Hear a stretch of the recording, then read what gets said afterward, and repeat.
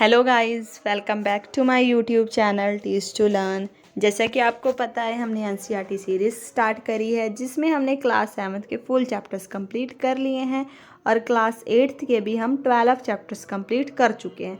अब हमारा क्लास 8 का last chapter that is 13th chapter जो कि लाइट है वो हमने स्टार्ट किया हुआ है और 13th चैप्टर की आज की हमारी लास्ट क्लास है जिसमें हम इस चैप्टर का लास्ट टॉपिक जो कि ब्रेल सिस्टम है इसको डिस्कस करेंगे।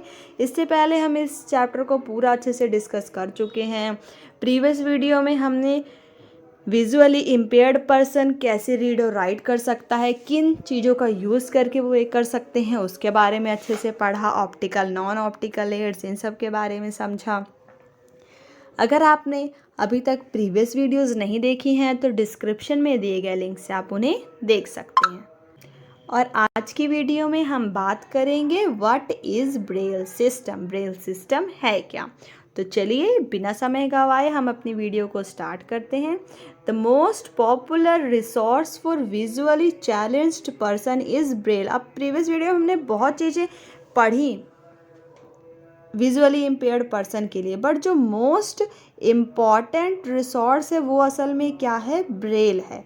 अब जो ब्रेल है वो असल में अडॉप्ट कब किया गया? 1932 में। There is a Braille code for common languages. Braille के कोड होते हैं जो कि मैथ, साइंटिफिक नोटेशन इन सभी के लिए भी अवेलेबल हैं। मैनी इंडियन लैंग्वेजेस, जो इंडिया की लैंग्वेज है उसके लिए भी उसको भी हम इस ब्रेल सिस्टम का यूज़ करके पढ़ सकते हैं। अब हम देखते हैं कि आखिर ये जो ब्रेल लिपि है, आपने सुना तो ज़रूर होगा कि विजुअली इम्पेयर्ड पर्सन्स के लिए ब्रेल लिपि होती है, तो इसको आखिर लेके कौन आया? उसको ले आने वाले पर्सन का नाम था लुइस ब्रेल। असल में ये जो लुइस ब्रेल थे ये भी क्या थे? विजुअली चैलेंज्ड पर्सन थे, बट इन्होंने हार नहीं मानी और इन्होंने खुद एक सिस्टम डेवलप कर लिया विजुअली चैलेंज्ड पर्सन के लिए और उसको 1821 में ही पब्लिश्ड कर दिया।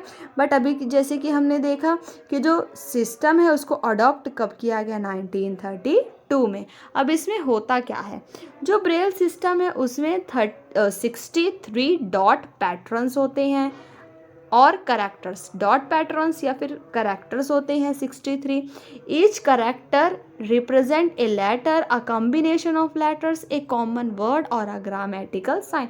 अभी जैसे कि हमने देखा जो 63 डॉट्स हैं उनमें से हर एक जो डॉट होती है वो क्या रिप्रेजेंट करती है? एक लेटर को भी रिप्रेजेंट कर सकती है, कॉम्बिनेशन ऑफ लेटर्स को भी रिप्रेजेंट कर सकती है, सिंपल एक कॉमन वर्ड को भी रिप्रेजेंट कर सकती है जैसे कि ABC हमें पता है ये वर्ड होते हैं, या फिर कोई भी ग्रामेटिकल साइन जैसे कि कोमा हो गया, हाइफन हो गया या फिर एक्सक्लेमेटरी का साइन हो गया। इन सभी को रिप्रेजेंट करने के लिए ब्रेल सिस्टम में हर एक कैरेक्टर है, हर एक पैटर्न है, कुछ ना कुछ पैटर्न है ही। जो डॉट्स होती हैं वो अरेंज होती हैं 2 वर्टिकल रोज में और रोज ऑफ 3 डॉट्स ईच। अब देखिए हम यहाँ पे देख सकते हैं ये क्या इन्होंने दिखाया हुआ है, ब्रेल सिस्टम का ही दिखाया। इसमें क्या है? 3 ऐसे रोज बनी हुई हैं और 2 कॉलम बने हुए हैं। सॉरी मैं यहाँ पे थोड़ा उल्टा बोल गई। इसमें क्या बने हुए हैं? 2 वर्टिकल रोज बने हुए हैं और हर रोज में क्या है? 3 डॉट्स ईच। तीनों में क्या है? इस तरह की ऐसे 3 डॉट्स बनी हुई हैं। Pattern of dots to represent, इसका मतलब कि हर रो में 1 2 3 डॉट्स के लिए ऐसे जगह बनी हुई है। और यहाँ पे इसका सिंबल सी का क्या बन जाता है? सी के लिए जो सिंबल होता है 2 इस तरह की डॉट आती हैं और 4 इस तरह के ये वाले सिंबल दिए गए होते हैं। तो इस चीज़ से आपने कंफ्यूज नहीं होना कि ये डॉट क्या है। असल में इस पूरी लाइन में ये जो 3 वर्ड्स दिए हुए हैं इन तीनों की बात करी गई है कि दोनों रोज में 3 क्या है? डॉट्स की जगह है और उन 3 डॉट्स की जगह पे 2 पे डॉट लगा दीजिए और बाकी 4 को खाली छोड़ देंगे तो वो किस इंग्लिश अल्फ़ाबेट को रिप्रेजेंट करेगा? सी। सिमिलरली ए को रिप्रेजेंट हम ऐसे करते हैं और टी को ऐसे करते हैं। तो अगर कोई भी पर्सन पढ़ेगा तो वो इस डॉट्स से और इसके ये जो सिंबल हैं इनसे पता लगा पाएगा कि ये सी का है, ये ए का है और ये टी का है। These patterns when embossed on braille sheet help visually challenged person to recognized word by touching. अब आप सोचेंगे टच करके कैसा पता लग पाएगा, क्योंकि ये जो असल में डॉट्स होते हैं ना, ये थोड़े से स्लाइटली उभरे हुए होते हैं। पेपर के ऊपर हमें ऐसे खरबदा खरबदा सा लगेगा, छूने में रूखा रूखा सा लगेगा। तो जब भी कोई विजुअली इम्पेयर्ड पर्सन इसको छूता है तो वो इसको टच करके पता चल जाएगा कि ये कैसा गोल सा सिंबल है, फिर ये कैसा इस तरह का सिंबल है, तो ये सी लिखा है, सिमिलरली AT। तो इस तरह वो पर्सन आइडेंटिफाई कर लेगा कि असल में लिखा क्या है।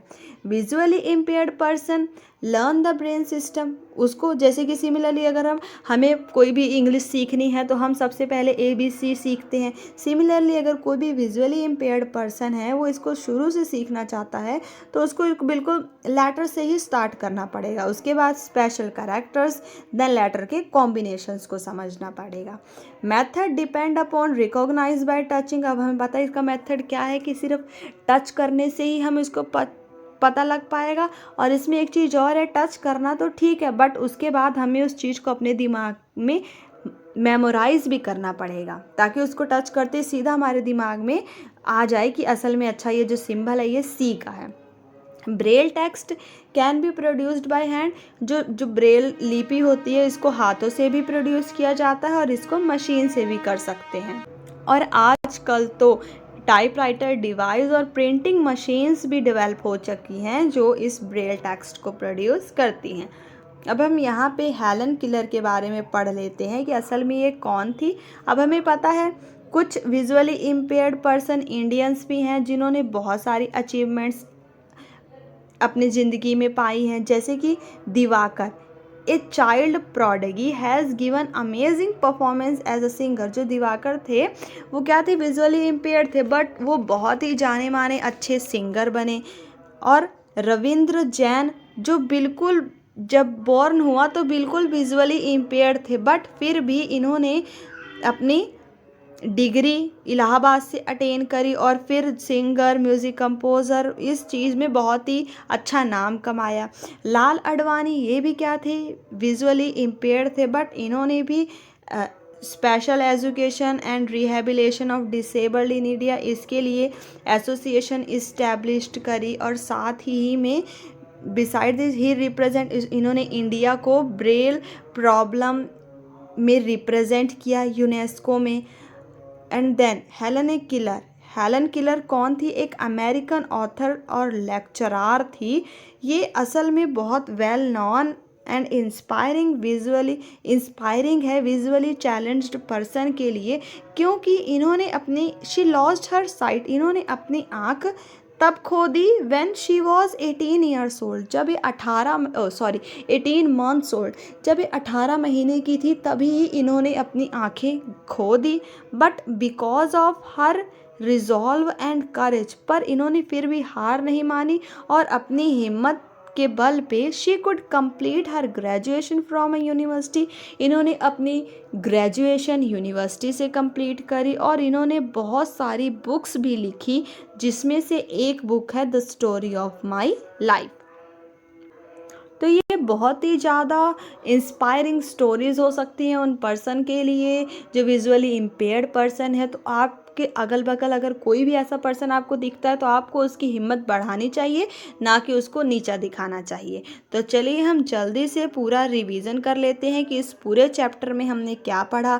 सबसे पहले लाइट के बारे में पढ़ा कि सभी सरफेस से रिफ्लेक्ट होती है, रेगुलर रिफ्लेक्शन जो स्मूथ सरफेस से रिफ्लेक्ट हो, और डिफ्यूज्ड रिफ्लेक्शन जो रफ सरफेस से लाइट रिफ्लेक्ट हो रही है। दो तरह के लॉज पढ़े।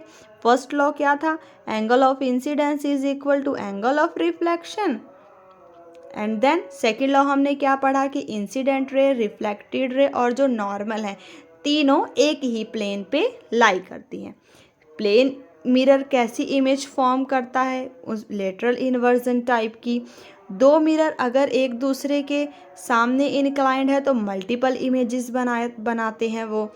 फिर देन हमने क्लेडोस्कोप के बारे में भी समझा कि मल्टीपल रिफ्लेक्शन से क्लेडोस्कोप में ब्यूटीफुल पैटर्न्स बनते हैं।